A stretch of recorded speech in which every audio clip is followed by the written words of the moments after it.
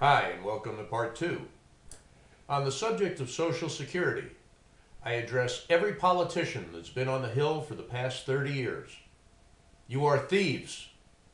I make this accusation with the full realization that I can be held liable for that statement. However, truth usually wins.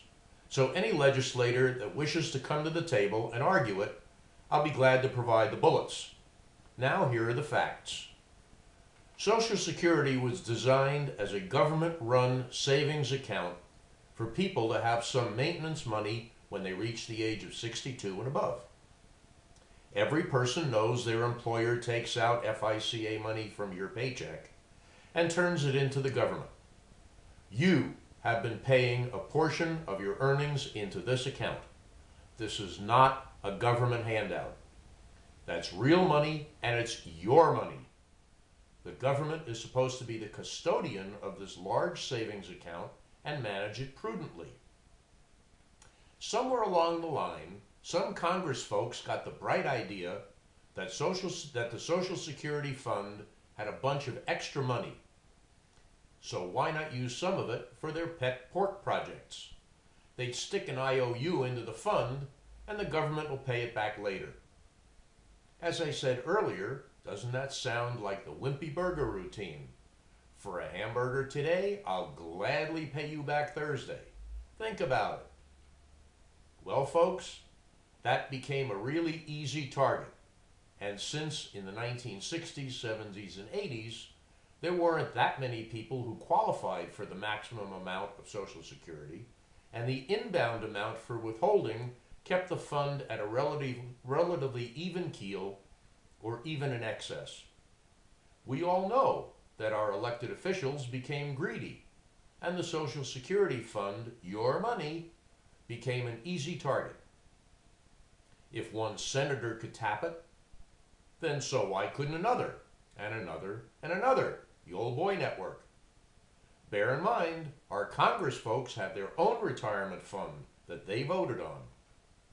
Now, that fund has been depleted, and the people who paid their hard-earned money into it are being told they may not have any money past the year 2000 something, which is pretty soon coming. The government can't take your tax dollars and just shift them to the Social Security account. That would be stealing. The IOUs have become due, and they're worthless paper. The money they stole has not generated $1 of profit to replace the money they stole. Stole is a good word. Do they have an answer for this blatant theft of your money? Why don't you ask them? At some point, you will want access to the money you put into your account. Where is it? Also keep in mind this is mandatory. Your money is deducted whether you like it or not. If this was done anywhere else, it would be considered embezzlement. Our politicians strut around puffing out their chests, proclaiming they are representing the people. Do you really believe it? Another interesting point is that a private citizen has never written a law.